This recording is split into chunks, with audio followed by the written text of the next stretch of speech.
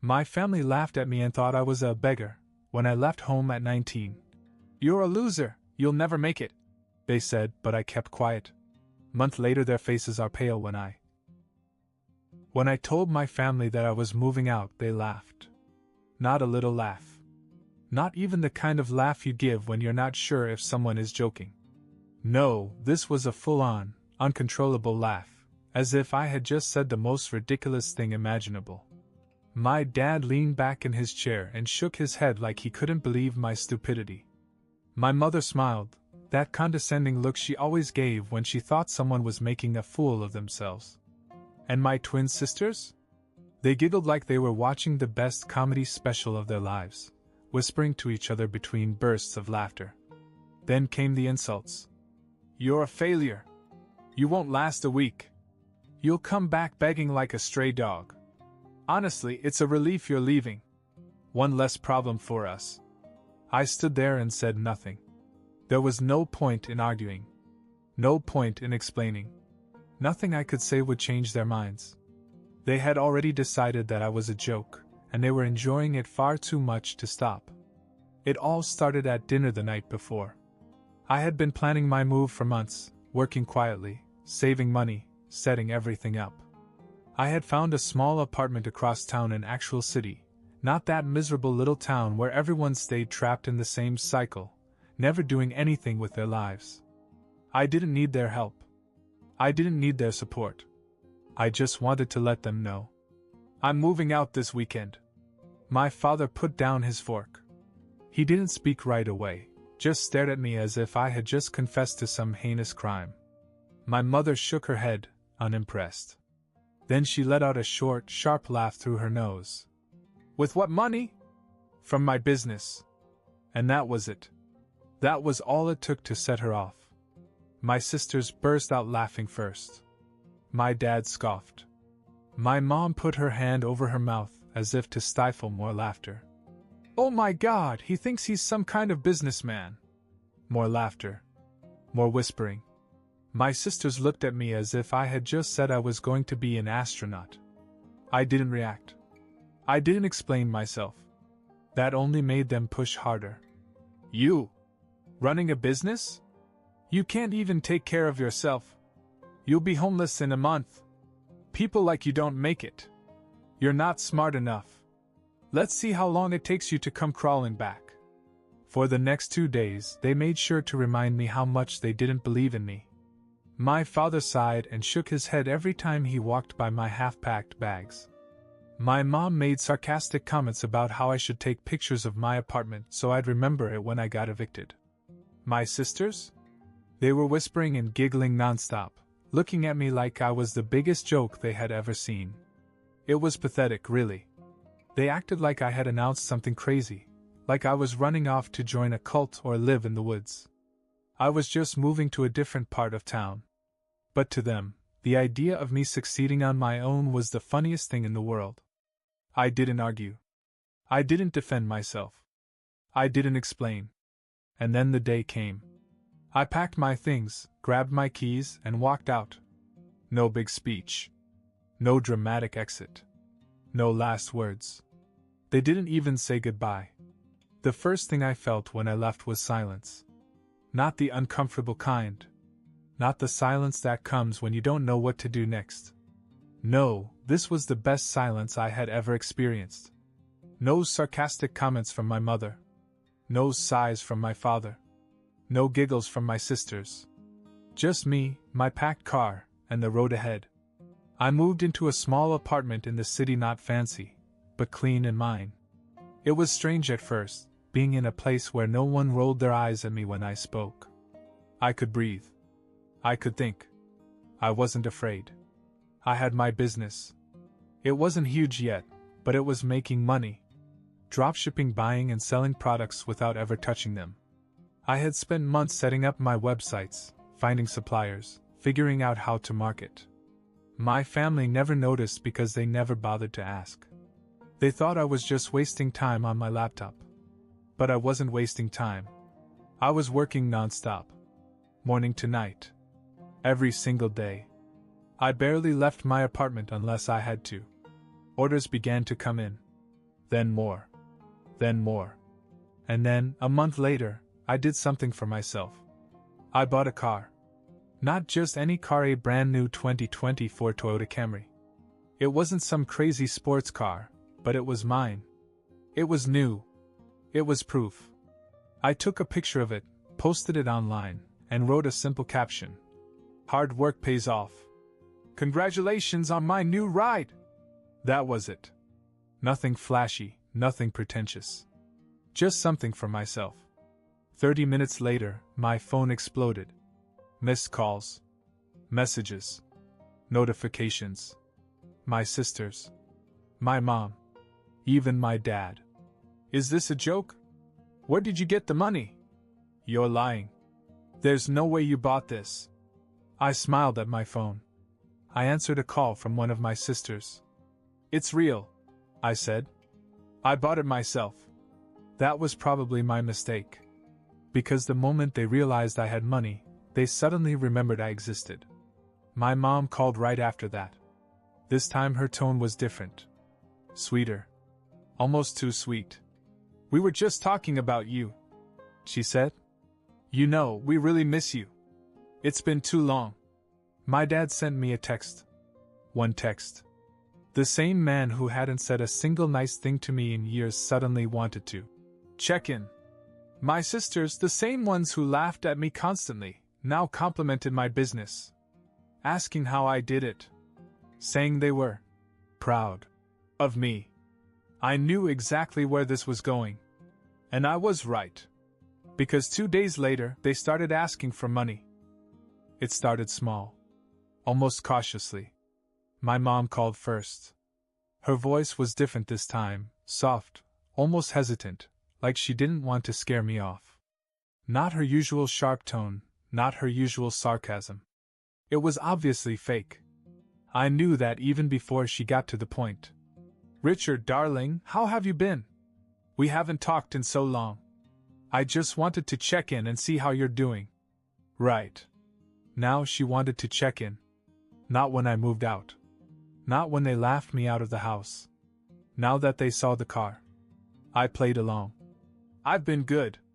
Business is good. Oh, that's wonderful, honey. You've always been so smart. I always knew you had potential. This almost made me laugh. Listen, I don't want to stress you out, but things have been a little tough around here. Your dad's hours have been cut, and the bills are piling up. It's been so hard, Richard. We just need a little help. Nothing crazy. Just a little loan, you know, until we get back on our feet. There it was. The real reason she was calling. I didn't answer right away, so she continued. You're doing so well now, and $2,000 isn't much to you, is it? I mean, with your new car and everything. I almost said it out loud, oh, so I have money now? But I held my tongue. I knew what was happening. I had seen it before. The moment they thought I had something they could take, suddenly I wasn't a joke anymore. Suddenly I was useful. I didn't say yes. But I didn't say no either. Then my dad called. Which was rare. Listen, kid, he started. No, hello. No, how are you? Just straight to the point.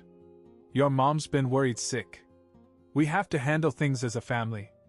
If you have money, you should help us. That's what family does. Oh, now we're a family. Funny. Because when I left, they practically pushed me out the door. When I was struggling, they didn't care. When they were laughing at me, family didn't seem to matter. And then, like clockwork, my sisters reached out to me. No fake warmth this time. Just straightforward entitlement. You should be grateful that we raised you. One of them texted. We put up with you for 19 years. The least you could do is help us out. Put up with me? Like I was some kind of burden? Then the other one texted me. Mom and Dad did everything for you. You're so selfish. You can't just disappear and leave us to struggle. I stared at my phone for a long time.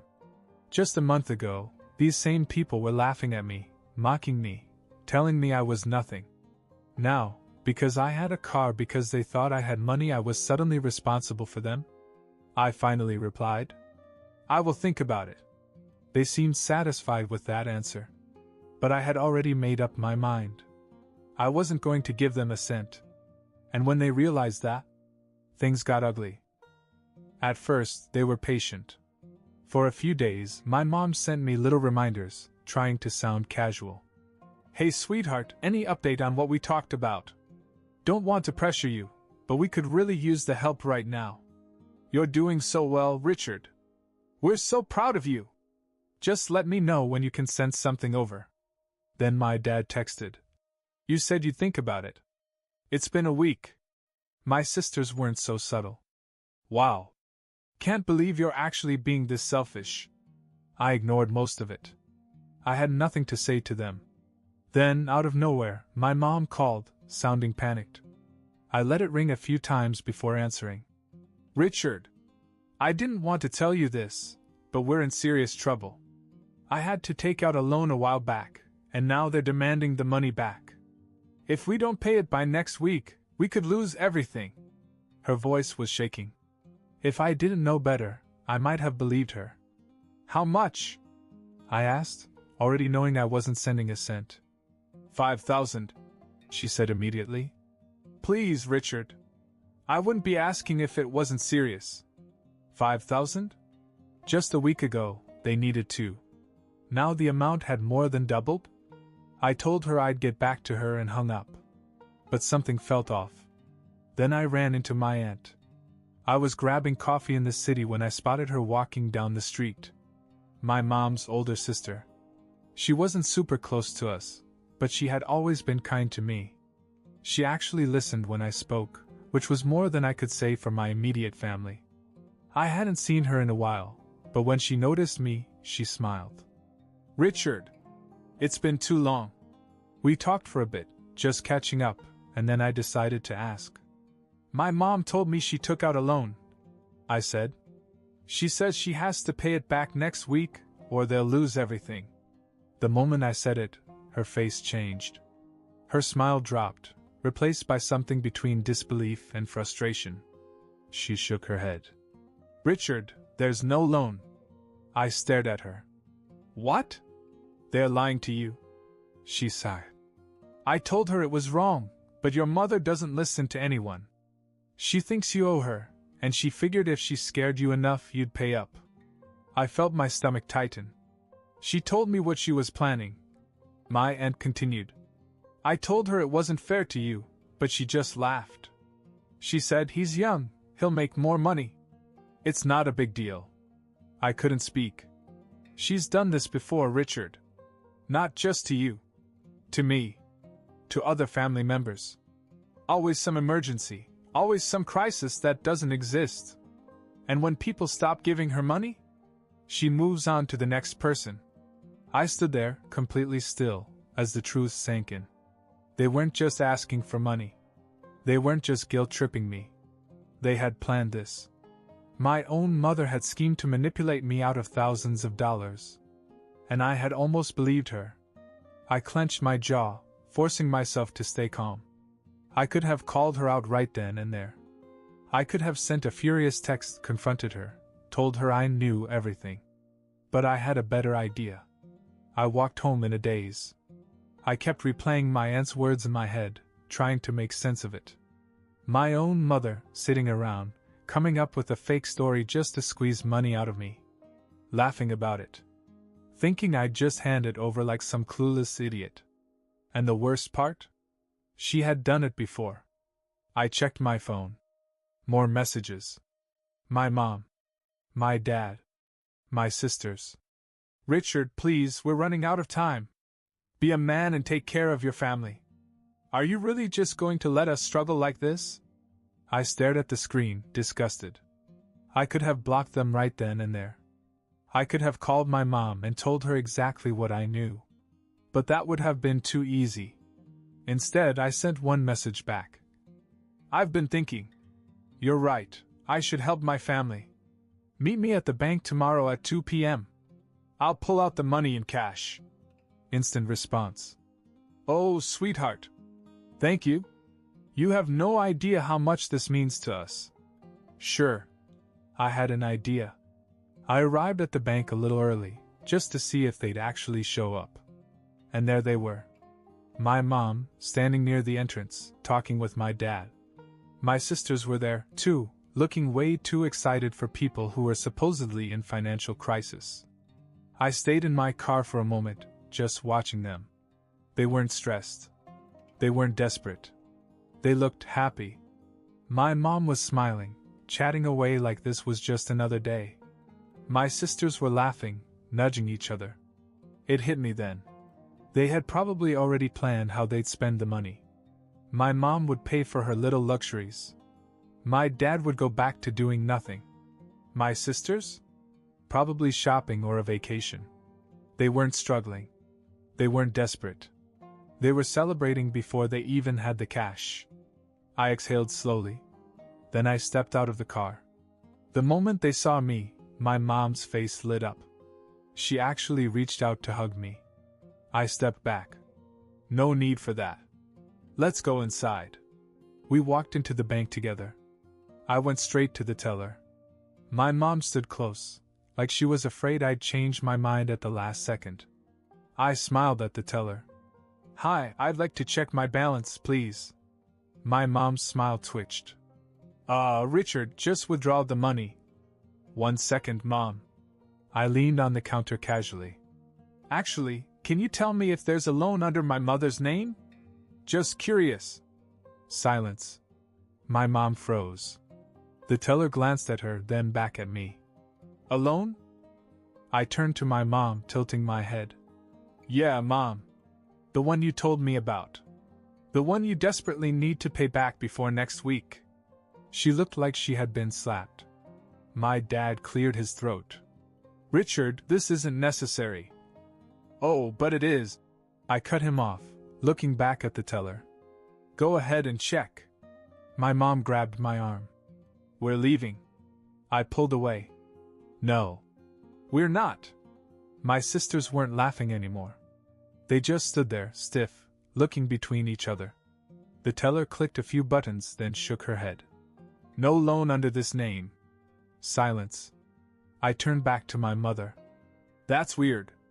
Because you told me there was." She opened her mouth, but nothing came out. My dad wouldn't even look at me. My sisters stepped back, like they wanted no part of this. I took out my phone, opened my aunt's message, and held it up. "You lied to me," I said, voice calm. "You've been lying to me. And you've done it before." She panicked. "Richard, I was going to explain." I laughed. A real, genuine laugh. "Explain? What exactly were you going to explain? How you were planning to steal from me? How you were laughing about it behind my back?" My dad finally looked at me. "We're your family." "No," I said. "You're just people who happened to raise me." Then I turned around and walked out. I didn't wait to hear what they had to say. I didn't need to. I had already won. Later that night, they blew up my phone. Calls. Voicemails. Texts. "Richard, we were just scared. It was a misunderstanding. Don't turn your back on your family. You think you're better than us now?" Blocked. Every single one of them. And just like that, they were out of my life. For the first time ever, I felt free. But I wasn't done yet. Because I had one last move to make. Cutting them off wasn't enough. I knew my family. Blocking them wouldn't stop them forever. They'd find new ways to get to me, new sob stories, new fake emergencies, new ways to guilt trip me. So, I decided to end it once and for all. I was going to make sure they never asked me for a single thing again. And I had the perfect plan. A week later, I unblocked them. Just long enough to send one message. "Family is everything. I've been thinking, and I want to make things right. Life is too short for grudges. Let's start fresh. My treat." Then I attached 4 plane tickets to a luxury resort in the Caribbean. First class. All expenses paid. I didn't even have to wait for a response. Within minutes, my mom was calling. "Oh, sweetheart, we knew you'd come around. We've missed you so much." "Sure, Mom. I told them to meet me at the airport in 2 weeks. I'd handle everything. They just had to show up. They bought it instantly. My dad even texted me, acting like he had never tried to scam me. Proud of you, son. This means a lot. My sisters? Suddenly, they were my biggest fans. We knew you weren't selfish. Can't wait. It was actually pathetic how quickly they changed. I booked myself a Rio vacation, somewhere completely different. Then I sat back and waited. The day arrived. I was already relaxing by the beach on my actual vacation when the texts started coming in. At first, they were excited. Just got to the airport. This is going to be amazing. Where are you? I didn't reply. Then, about an hour later. Richard. What's going on? Another hour. They're saying the tickets aren't real. What did you do? Then, the angry calls started. They had shown up at the airport, bags packed, dressed for a luxury getaway. They went to check in, only to find out the tickets weren't real. Not fake. Cancelled. Because I had booked them. And then refunded every single one. They stood there, furious, confused, humiliated, realizing too late that they had been played. The messages turned into threats. Screaming voicemails. You humiliated us! How could you do this to your own family? We looked like idiots. I sipped my drink, enjoying the ocean breeze. Then, one final text from me. I figured it was only fair. After all, lying to family is just what we do, right? Blocked. Forever. And just like that, they were out of my life. For good. That should have been the end of it. I expected my family to rage for a while, maybe send a few last desperate messages, then finally give up. But I underestimated their stubbornness. For the next few weeks, they tried everything. At first, it was anger. You are dead to us. You think money makes you better? You're nothing without us. You'll regret this, Richard. Then came the guilt-tripping. Family forgives, Richard. Let's just talk. Mom's been crying nonstop. Are you happy now? Your father is sick. This stress is killing him. Fun fact, he was perfectly fine. My aunt confirmed it. When that didn't work, they tried fake kindness. We overreacted. We miss you. Let's start fresh. Let's put all of this behind us. We're still family. We should get together soon. Maybe over dinner? Yeah. No thanks. I ignored everything. No response. No engagement. Nothing. Eventually, they stopped. And for the first time in my life, I felt truly free. Months passed. My business kept growing. I moved into a better apartment. Bought an even nicer car. Life was good. Then, one day, I got a message from an unknown number. At first, I almost deleted it without reading. But something told me to check. It was from my youngest cousin. Hey, Richard.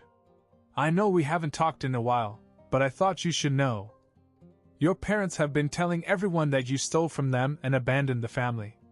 I blinked. Excuse me? I called my aunt immediately. She sighed like she had been expecting it. Yeah, they've been going around telling this whole story about how you scammed them and left them penniless. It's ridiculous. I laughed. And people actually believe that? Not really. Most of the family knows what they're like. But they're definitely trying to make you the villain. Unbelievable. Even after everything, they still couldn't accept that I had outplayed them. That I had escaped. That I had won. I could have confronted them. I could have sent a message, called them out, exposed their lies. But then I thought about it, and smiled. They could tell whatever story they wanted. They could play the victims, spread whatever pathetic rumors helped them sleep at night. Because it didn't matter. I had what they would never have, freedom. And no lie, no rumor, no amount of manipulation could ever take that away from me. I never spoke to them again. Not once. Years later, I heard from my aunt that my parents had dug themselves into debt. My dad lost his job. My mom burned through whatever money they had left. My sisters? One was still living at home, and the other was barely scraping by. They had spent so much time scheming and manipulating that they never actually built anything for themselves. And me? I was thriving. I had a real life. A real career. Real success. And the best part? I didn't owe them a damn thing. So, in the end, I got the last laugh.